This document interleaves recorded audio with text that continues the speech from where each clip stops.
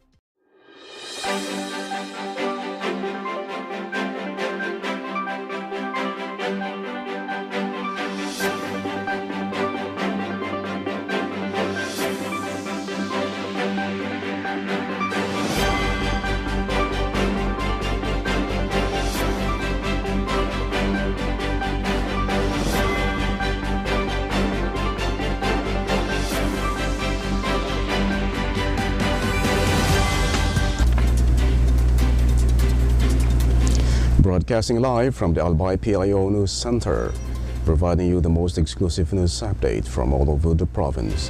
This is 12 o'clock Newsbreak. In the local scene, the Albay Provincial Health Office, through its Safe Motherhood program, is intensifying its maternal health campaigns and initiatives to reduce maternal deaths in the province.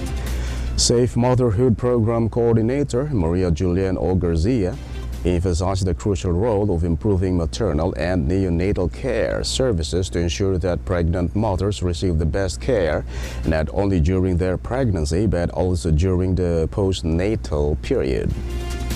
Garcia also highlighted the importance of the Maternal Death Forum, an annual initiative of the Department of Health in which PHO, local government units, and rural health units participate in the campaign for zero maternal deaths. Garcia shared that for this year, 5 maternal deaths have been reported to their office, and they are still receiving reports verifying the causes of deaths. In other story, the Albay Gender and Development Office has established a Media Watch task force to combat gender discrimination in Albay. This initiative is part of GAD's ongoing campaign to fight discrimination against all genders across various media platforms. The task force members' functions include promoting gender mainstreaming within all media organizations and implementing gender equality guidelines. In addition to the establishment of task force, an executive order will be issued to formalize the membership and designate its resource persons. Meanwhile, the Albay Provincial Information Office has been designated as the chair of the task force. It can be recalled that last year, the GAD office convened media organizations and GAD focal persons to address gender bias and discrimination in the province.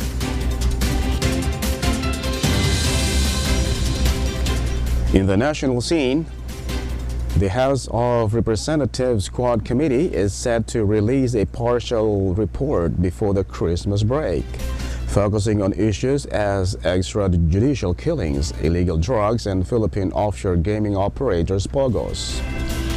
Committee Chair Representative Robert Ace Barbers indicated that while the report will be submitted for plenary approval, investigations will continue through next year. The committee has conducted 12 extensive hearings since August, and the last session before the break is scheduled for December 18th. Barbers emphasized that government agencies like the DOJ and NBI can act on the report only after its approval. In other story, leaders of the House of Representatives urged the Department of Justice to continue its investigation into VP Sara Duterte's alleged threat against President Ferdinand Marcos Jr., regardless of its mention in a recent impeachment complaint. But the Representative Geraldine Roman highlighted the separation of powers, stating that the impeachment process is a congressional mandate, while the DOJ focuses on potential criminal liabilities. House Assistant Majority Leader Jude Oxidre also emphasized the distinct roles of the DOJ and Congress in these separate processes. In other news, former President Rodrigo Duterte will not be invited to the next House Quad Committee hearing regarding his administration's drug war, according to Representative Robert Ace Barbers. He stated that Duterte's statements from the previous 12-hour session were sufficient and the upcoming hearing is scheduled for December 12th. Meanwhile, his last appearance, Duterte showcased his wit and challenged the International Criminal Court to investigate him before his death.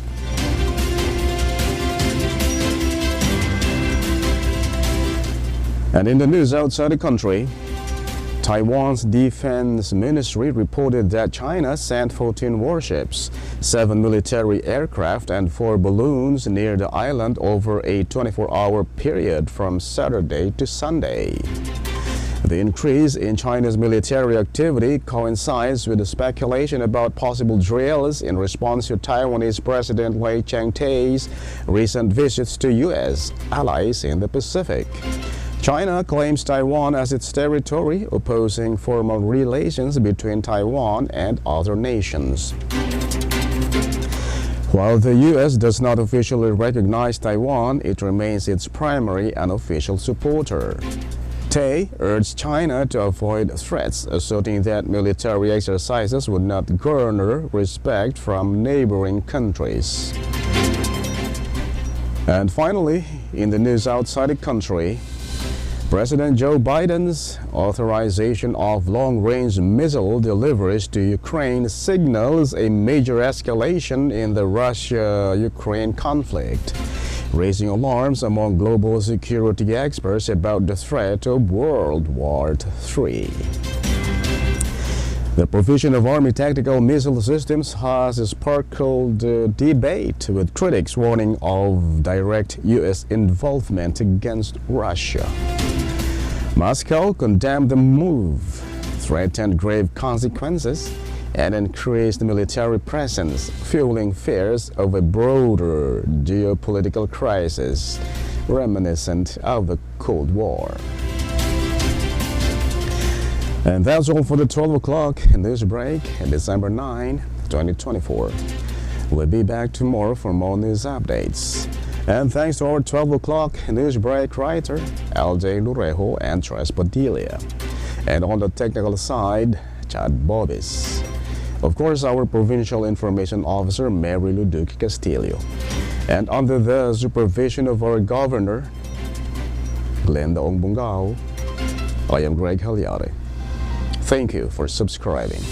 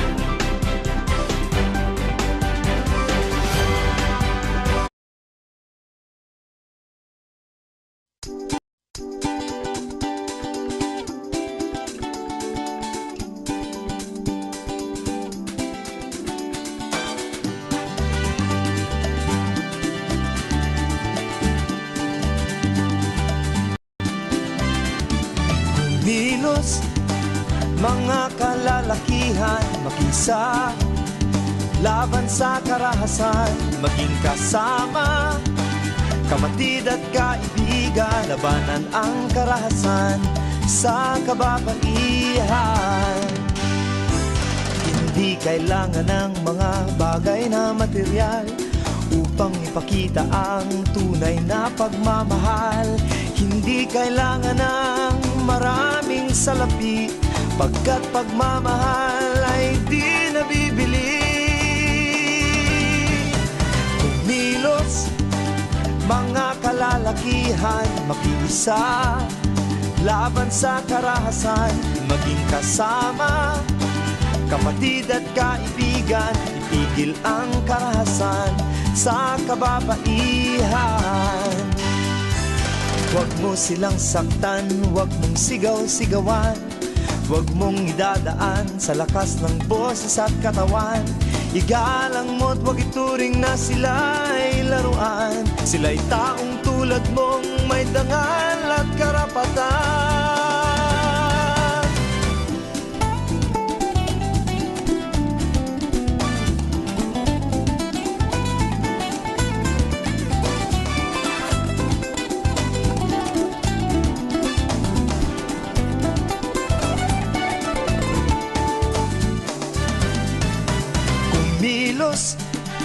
Mga kalalakihan, makisa, laban sa karahasan, maging kasama, kapatid at kaibigan, wakasan ang karahasan sa kababaihan. Kumilos, mga kalalakihan, mag-isa laban sa karahasan, maging kasama, kapatid at kaibigan, wakasan ang karahasan sa kababaihan. Kumilos, mga kalalakihan, mag-isa laban sa karahasan, maging kasama, kapatid at kaibigan, wakasan ang karahasan sa kababaihan. Kumilos, mga kalalakihan, kumilos, mga